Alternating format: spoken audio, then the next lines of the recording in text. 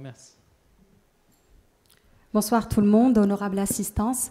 Donc, pour ma part, je vais me consacrer à la maladie thromboembolique dans le cadre de cette session dédiée spécialement à la grossesse. Et je remercie le comité de la SMC pour cette excellente initiative. Tout d'abord, je vais aborder le plan suivant, un petit rappel physiopathologique et épidémiologique avant de parler de facteurs de risque, de score et de niveau de risque, pour se consacrer au diagnostic clinico-radiologique de cette pathologie pourvoyeuse de mortalité. Un petit mot sur la thérapeutique, une gestion du péripartum particulière avant de conclure. Tout d'abord, à savoir que la parturiente connaît une phase particulière pour laquelle elle doit faire face à l'hémorragie du postpartum qui est très redoutable. Pour se protéger contre ces conséquences, elle a une augmentation de son pouvoir hémostatique, une hémostase primaire qui se voit augmenter, augmentation de tous les facteurs de coagulabilité, apparition du RPCA, diminution du taux de protéine S, et une fibrinolyse qui se voit diminuer par activation des inhibiteurs de l'activateur du plasminogène, cette molécule qui se voit diminuer au cours de la grossesse. Ceci va constituer une hypercoagulabilité physiologique qui est un des éléments de la triode de Virchow que vous connaissez, qui constitue la thrombose veineuse, qui est donc physiologique, cette hypercoagulabilité. Elle s'associe à l'effraction vasculaire qu'on voit au cours de l'accouchement par les manœuvres naturelles ou toute autre facilitatrice manœuvre comme le forceps. On a la stase veineuse qui prend une place importante puisque c'est une gêne au retour veineux des membres inférieurs facilement facilitée par la compression de l'utérus gravide. Cette réduction du flux se voit autour de 50% dès la 25e semaine d'aménorrhée. Et puis, c'est favorisé cette stase par l'immobilisation, induite également par la vénodilatation progestérone dépendante que nous voyons au cours de la grossesse. Ainsi, on aboutit à un risque thromboembolie qui est 6 à 15 fois supérieur par rapport à une femme de même âge qui serait non enceinte. Alors, quel type de thrombose nous allons retrouver au cours de la grossesse? Nous avons des thromboses veineuses profondes, bien entendu, des thromboses superficielles ou encore de l'embolie pulmonaire, qui est une des premières causes de mortalité en Europe occidentale. Au cours des 10 dernières années, nous retrouvons une incidence en baisse grâce au dépistage et à la prophylaxie dont on va parler. On a un cas pour 1000 grossesses, ce qui correspond quand même à un risque annuel moyen d'une femme de 50 ans, bien sûr, qui serait non enceinte. Les grossesses de ces femmes sont à risque aussi de pathologies veineuses placentaires qui vont dans le même sens d'évolution, puisque nous avons également une association et une augmentation de prééclampsie, d'hématomes rétroplacentaires ou autres pathologies placentaires qui viennent de surcroît à cette maladie veineuse thromboembolique. Nous avons 85% de thromboses veineuses profondes. 2 tiers de ces thromboses veineuses se voient en anténatale, pour 1 tiers en postpartum. 60% des embolies pulmonaires surviennent en péripartum, d'où l'intérêt de la prévention et surtout du lever précoce comme meilleure attitude en postpartum. Nous avons également des thromboses qui se voient surtout au cours du 2e trimestre, à type de 50%, et 1 cas sur 4, aucun facteur de risque clinique ou biologique ne sera trouvé. D'autres caractéristiques, nous avons des thromboses veineuses plus du côté gauche, 6 à 7 fois plus qu'à droite, secondaire à la compression de la veine iliaque gauche par l'artère iliaque, de la veine iliaque gauche effectivement par l'artère iliaque droite, une localisation proximale préférentielle donc à 72% qui est pourvoyeuse de mortalité, donc d'embolie pulmonaire, et dans 2 tiers des cas, nous avons une maladie post-phlébitique secondaire, ce qui vient alourdir le pronostic de ces patientes. La thrombose veineuse superficielle, elle aussi, comme nous savons maintenant, pourvoyeuse de mortalité puisqu'elle peut s'étendre en réseau profond et entraîner des embolies pulmonaires au niveau de la cuisse, surviennent moins fréquemment à gauche et plus fréquemment en postpartum. Quand la thrombose maintenant survient, nous connaissons maintenant sa physiopathologie, il parvient nécessaire de déterminer des facteurs de risque cliniques, biologiques ou encore des facteurs de risque liés à la grossesse et le type de délivrance. Alors tout d'abord, les facteurs de risque cliniques, ce sont des facteurs de risque très hétérogènes puisqu'ils proviennent de données extrapolées de la littérature, tous pas forcément réalisés au cours d'études sur des femmes enceintes, donc plutôt des femmes non enceintes, donc il manque d'homogénéité entre eux. Nous avons l'âge de plus de 35 ans, l'obésité, le tabac, la multiparité, l'immobilisation qui reconstitue un risque relatif jusqu'à 7,7, la procréation médicale avec la stimulation ovarienne qui augmente le risque de maladie thromboembolique, les pathologies veineuses placentaires, la présence d'une HTA antérieure à la grossesse, les grossesses multiples, l'hémorragie du postpartum, la race noire plus que les autres races, la césarienne en état d'urgence, le diabète, le lupus, les maladies inflammatoires et en dernier lieu et non des moindres, un antécédent personnel de maladie thromboembolique. S'il vient de recueillir au moins un facteur, ça serait celui-ci puisqu'il constitue jusqu'à 25 fois le risque de développer une maladie thromboembolique au cours de la grossesse, s'il est associé ou pas à d'autres facteurs de risque, s'il est héréditaire ou s'il est associé à d'autres facteurs de risque ou d'autres thrombophilies, augmente encore plus que le risque de maladie veineuse thromboembolique. L'antécédent familial, lui, il est à 7,6 de risque relatif. Cet antécédent familial, lorsqu'il est associé à une thrombophilie, va jusqu'à 50% de fois plus de risque de développer une maladie thromboembolique au cours de la grossesse. Donc, il parvient de les chercher au cours de toute patiente, toute parturiente. Quelques données de la littérature sur les facteurs de risque. Nous avons des facteurs de risque qui sont plus à risque de récidive de maladie thromboembolique, à savoir qu'un premier épisode, lorsqu'il est apparu sans facteur idiopathique incriminé ou thrombophilie, va pouvoir récidiver plus volontairement. C'est-à-dire, c'est une étude prospective, 125 femmes qui ont développé une maladie thromboembolique sans prévention lors d'une deuxième grossesse, 5,9 femmes vont développer une récidive lorsque le facteur a été idiopathique versus aucune lorsqu'il n'a été associé à aucun facteur temporaire. D'où l'intérêt de rechercher si la maladie thromboembolique a été idiopathique ou pas. Également, un deuxième facteur de risque important, lorsque le premier épisode est favorisé par une contraception ou par une grossesse première. Dans une étude prospective, une récidive se voit jusqu'à 10% des femmes lorsque le premier épisode a été vu sous contraception ou autre sur une première grossesse, versus seulement 2% lorsqu'il a été associé à un facteur de risque transitoire. Donc ce sont des facteurs de risque très importants à rechercher dans l'interrogatoire et dans le bilan étiologique de cette thromboembolie. Alors, puisqu'on va parler de thrombophilie, comme deuxième point, comme facteur biologique après les facteurs de risque, les anomalies héréditaires qui constituent la thrombophilie se voient jusqu'à 20% de la population. Et dans près de 50% des cas, nous retrouvons un antécédent thromboembolique veineux au cours de la grossesse, chez lesquels les patients vont avoir une thrombophilie diagnostiquée. Mais thrombophilie et grossesse ne veut pas forcément dire développement de maladie thromboembolique. Il existe donc un consensus très fort pour limiter la recherche à certains types de patients sélectionnés, et nous allons voir cela. Donc, à la lumière de méta-analyse, nous avons vu qu'il y a plusieurs types de thrombophilie. Nous avons des thrombophilies majeures qui constituent donc un risque de développer des maladies thromboemboliques et comme on va voir par la suite qui nécessitent un traitement prophylactique, comme le déficit homozygote en facteur 5, le déficit homozygote en facteur 2 ou encore le déficit combiné en facteur 5 et en facteur 2. Alors par la suite viennent le déficit en antithrombine 3, en protéine C et en protéine S. Ces déficits-là qui constituent la thrombophilie sont de risques différents, aussi bien qu'ils apparaissent en anténatal, en grossesse ou en postpartum. Et vous voyez ici le risque relatif qui dépasse nettement lorsque le facteur déficitaire, le facteur 5 ou facteur 2 homozygote ou encore double hétérozygote, suivi des autres antithrombine 3, protéine C et protéine S. Ainsi, nous avons un bilan biologique à rechercher devant toute patiente qui a un bilan préconceptionnel ou qui a des facteurs de risque, mais on se limite aux patientes qui ont un antécédent personnel proximal non provoqué, un antécédent familial de premier degré pour la recherche de déficit en antithrombine, en protéine C, en protéine S ou double hétérozygote ou encore homozygote facteur 5 et 2 qui constituent la thrombophilie majeure. Mais également ne pas oublier le bilan thrombophilique de pathologie acquise indépendamment d'un antécédent personnel ou familial, et ça serait la recherche d'anticoagulants circulants, la recherche d'anticoagulants anticorps anticardiolipines ou encore le syndrome des anticorps antiphospholipides qui, lui, de surcroît, nous donne un risque artériel en plus du risque veineux. Ainsi, nous aboutissons rapidement à un score et un niveau de risque qui sont peu validés dans la littérature, mais je tiens quand même à vous préciser que nous avons ici des antécédents personnels, facteurs de risque individuels et autres facteurs de risque liés à la grossesse. Lorsqu'on les additionne, on peut obtenir un score de risque. S'il est supérieur à 6, on traite d'emblée pendant toute la grossesse. Lorsqu'il est entre 3 et 6, on peut se contenter du dernier trimestre et toujours du postpartum.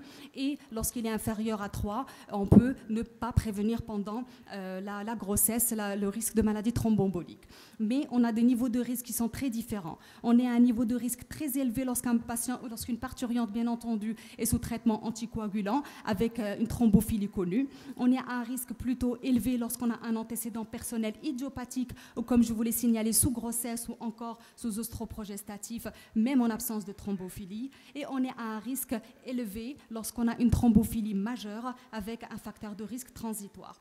Donc dans la catégorie plutôt niveau de risque modéré, une patiente qui est connue porteuse d'une thrombophilie majeure en présence d'un antécédent familial ou encore un antécédent facteur de risque transitoire, même en absence de thrombophilie. D'autres situations sont plus sujets à débattre, comme par exemple une patiente chez laquelle on va trouver une thrombophilie détectée par hasard. Je cite par exemple le déficit en antithrombine 3, qu'on peut retrouver de façon plus volontiers chez nombreuses patientes, qui est sujet à, pour certains experts, à un traitement prophylactique, même en absence d'un antécédent donc de maladie thromboembolique. Donc c'est un sujet pour un certain type de thrombophilie encore débattu, surtout pour les thrombophilies mineures. Après avoir évalué tous ces facteurs de risque qui prédisposent la femme enceinte, il faut passer au diagnostic qui doit être fait avec certitude. L'embolie pulmonaire, vous savez, elle doit être confirmée ou infirmée rapidement. On a un risque de complications liées aux anticoagulants si on traite par excès, un risque d'hémorragie lors de l'accouchement, mais également sous-traiter une maladie thromboembolique nous expose à un risque de mortalité jusqu'à 30%. Le diagnostic de la thrombose veineuse, vous le connaissez, le signe de Homens, des œdèmes des membres inférieurs, mais qu'on peut voir jusqu'à 50% des parturientes de façon physiologique en fin de grossesse. Nous avons des signes de thrombose iliaque gauche plus sournoise avec lyombocyatalgie, mais 3 paramètres ont été étudiés au cours de la grossesse dans la Clinical Prediction Rule, et ça serait la symptomatologie du membre inférieur gauche, l'augmentation du volume et l'augmentation d'autre part de la circonférence du mollet de plus de 2 cm. Apparu au cours du premier trimestre. Donc ces paramètres-là, combinés, constituent un score de probabilité, comme on utilise les scores de probabilité lors de l'embolie pulmonaire pour retenir un diagnostic probable possible d'embolie pulmonaire ou encore de thrombose veineuse. Mais il n'existe pas une utilisation possible des dédimères au cours de grossesse, puisqu'ils s'élèvent de façon naturelle et ne se normalisent qu'au bout de 1 mois et demi après la délivrance. Nous avons des signes d'embolie pulmonaire que vous voyez ici, la prévalence de la dyspnée qui est très importante, qui peut être totalement physiologique en fin de grossesse. Nous avons de la douleur, la toux, la syncope et autres signes, mais tous ces symptômes restent très peu spécifiques, donc il faut avoir recours à un examen paraclinique. L'échocardiographie, que vous savez, donne des signes de cœur pulmonaire aigu, autres signes de dysfonction VD pour pouvoir retenir une embolie pulmonaire. Le CG et les gaz du sang ont une puissance diagnostique plutôt limitée dans ce contexte. La radiographie du thorax peut être utilisée, mais l'abdomen doit être protégé. Ainsi, on se retrouve devant une situation, mais quel examen prescrire? On peut avoir volontiers recours au Doppler veineux des membres inférieurs, puisque c'est un examen non invasif qui est peu irradiant. Il permet de diagnostiquer les phlébites de façon sûre par une personne qui est habituée au diagnostic, puisqu'on a un ralentissement physiologique du flux qui va mettre difficilement en évidence les thromboses veineuses, surtout les thromboses veineuses distales. Et bien sûr, il est un peu limité pour la mise en évidence des thromboses veineuses pelviennes. Alors pour l'angioscanner, par rapport à la scintigraphie, l'angioscanner pulmonaire va avoir un risque d'irradiation plus au niveau mammaire, puisqu'on a un risque oncogène non négligeable lorsque on irradie avec des protocoles, donc avec des doses d'irradiation faibles. Donc attention aux protocoles utilisés et en fonction également du terme de la grossesse. Il est beaucoup moins irradiant sur le plan fœtal par rapport à la scintigraphie, mais l'angioscanner apporte un apport diagnostique très important puisqu'il permet d'éliminer un autre diagnostic tel que la dissection, autre pathologie chez la femme enceinte qu'on peut retrouver en état de mauvaise tolérance hémodynamique. On a également un risque de faux positif important, donc faut-il vraiment traiter les embolies pulmonaires de découverte fortuite et douteuse en sous-segmentaire? Et bien sûr, une valeur prédictive positive qui va largement dépendre du siège. La scintigraphie de perfusion, à elle suffit, puisqu'on n'est pas obligé de l'associer à une scintigraphie de ventilation dans ce contexte, qui a un apport diagnostique très limité, mais on a une irradiation fœtale qui est potentielle très importante, mais une bonne valeur prédictive négative, où l'examen va être jusqu'à 70% des cas normaux. L'IRM, elle, est toujours en cours d'évaluation avec un taux d'irradiation qui est négligeable. L'utilisation, lui, du gadolinium a une innocuité qui reste toujours à étudier chez la femme enceinte. Donc, en fonction de l'expertise et de la disponibilité locale, nous avons recours à tel ou tel examen. Mais toujours en passant par un bon sens clinique de probabilité pré-test avant de passer aux examens complémentaires. À savoir que la radiosensibilité se voit surtout entre le 9e jour et la 9e semaine par rapport au fœtus. Au cours de la période d'organogénèse et au-delà de 3 mois, nous avons un risque plutôt mineur. Vous voyez ici le taux d'irradiation millisievert qui va dépendre du type d'examen utilisé et du terme de la grossesse. Mais nous ne pouvons jamais promettre une grossesse normale puisque nous avons jusqu'à 3% du risque de malformation fétale qui peuvent survenir en dehors de toute utilisation d'irradiation ou d'examen irradiant. Alors après tout ce diagnostic et cet examen complémentaire, une fois le diagnostic posé, quel anticoagulant utiliser, comment traiter cette patiente et en prévention ou en cours de traitement, par traitement curatif ou en cours en prophylaxie ou en postpartum.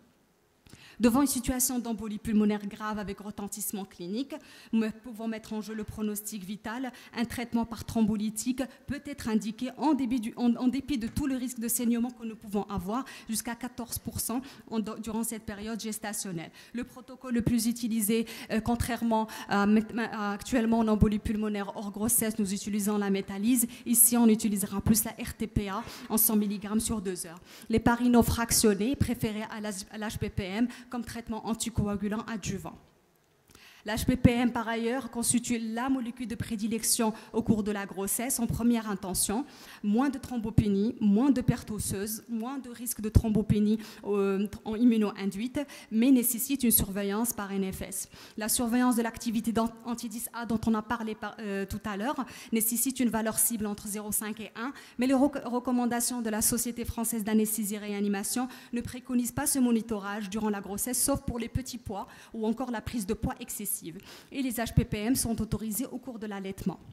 Nous avons à notre disposition plusieurs types de molécules dans notre contexte et utiliser les doses en fonction de le but. Si on a une dose prophylactique, c'est une injection. Je citerai l'enoxaparine à 0,4. Encore intermédiaire en 2 injections on peut utiliser l'enoxaparine à 0,4 x 2 ou encore à titre curative. Et là, une adaptation au poids est nécessaire pour pouvoir être curatif au maximum puisqu'on a une évolution physiologique du poids au cours de la grossesse. À savoir que les HPPM considérés comme interdits pour toute anesthésie locorégionale lorsqu'ils ne sont pas arrêtés à temps. Nous avons 12 heures d'arrêt pour une dose prophylactique et 24 heures au préalable si la dose a été curative.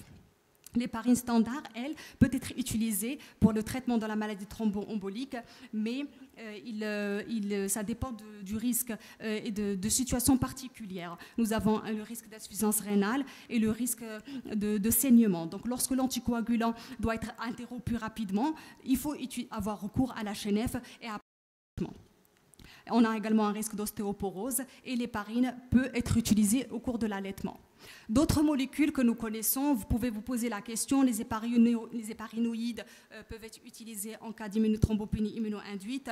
Nous avons également la fondaparinux qui est réservée en cas d'allergie parce qu'on a très peu d'études dans ce sens. Les nouveaux anticoagulants comme maintenant sont plus très nouveaux. En avant le dabigatran, les rivaroxaban qui sont tératogènes chez l'animal, donc ne peuvent plus être utilisés et ne peuvent pas être toujours utilisés chez la femme enceinte. Les bas de contention, eux, réduisent le risque de maladie thromboembolique et sont recommandés chez la patiente à risque. L'acide folique est réservé pour l'hyperhomocystéinémie, ne diminue pas le risque de récurrence. Et l'aspirine, lui, peut être utilisé dans le syndrome des anticorps antiphospholipides et peut être utilisé également pour les pathologies veineuses placentaires à dose de 50 à 100 mg, mais doit être arrêté vers les 35 semaines pour le risque hémorragique. Les AVK, vous avez vu qu'ils avaient une prédilection surtout au cours des pathologies pour les femmes enceintes porteuses de prothèses, mais dans ce contexte, restent très mitigés puisqu'ils sont largement préférés, plutôt sous-estimés pour le risque tératogène. Ils sont contre-indiqués de la 6e à la 12e semaine pour également tout ce risque tératogène et le risque malformatif. Donc on les limite pour les patientes du postpartum après relais et chevauchement soigneux. Et au risque hémorragique en fin de grossesse, on va avoir recours aux HPPM vers la 35e semaine d'aménorrhée. Dans notre contexte, nous avons le Syntran qui peut être utilisé pendant l'allaitement. Le Priviscan, lui, reste contre-indiqué au cours de l'allaitement. Ici, vous avez devant moi une synthèse des recommandations thérapeutiques françaises. Nous allons parler des recommandations de l'American Chest Physician de 2012, puisqu'en sont les dernières dans ce centre pour la gestion des traitements anticoagulants. Ce sont toutes des recommandations plutôt de bas grade, mais qui quand même peuvent nous éclairer. Pour le traitement curatif, toute patiente qui est sous traitement curatif pour une maladie veineuse thromboembolique doit être traitée par HBPM durant toute la grossesse. Et par la suite, en postpartum... Vous pouvez conclure, s'il vous plaît. Si vous pouvez conclure, parce qu'on va retarder davantage la session qui va suivre. Ok. Alors... je vais juste conclure sur cette plaque parce que c'est la plaque la plus importante, puisque ici, il faut quand même savoir comment traiter ces patientes. Donc, on doit traiter toute patiente par HBPM avec un postpartum et en prophylaxie lorsqu'on a un facteur de risque transitoire, lorsqu'on a un facteur de risque tel que l'oestrogène, les ostroprogestatifs comme première étiologie, ou lorsqu'elle a été idiopathique, ou lorsque la thrombophilie est majeure. Il faut traiter pendant toute la grossesse et également en postpartum. Mais quand on a un antécédent familial en dehors d'une thrombophilie, on peut se contenter de surveiller et traiter avec un HBPM en postpartum. Donc, rapidement, juste pour savoir que la fenêtre thérapeutique doit être la plus courte possible pour gérer le postpartum. Et voilà, donc je vais conclure. Donc, en passant très vite sur la thérapeutique, que la mortalité liée à la maladie veineuse thromboembolique au cours de la grossesse dépasse largement le risque oncogène, que l'examen diagnostique le plus irradiant étant celui qui n'apporte aucune information contributive, que l'évaluation des facteurs de risque et score de risque est primordiale. HBPM sont à privilégier, les AVK sont plutôt à éviter, et on a des niveaux de recommandations très bas, beaucoup de cas particuliers, donc ce qui nécessite une approche multidisciplinaire avec obstétricien, hématologue, anesthésiste pour la prise en charge de ces patientes pourvoyeuses de mortalité. Je vous remercie. Merci.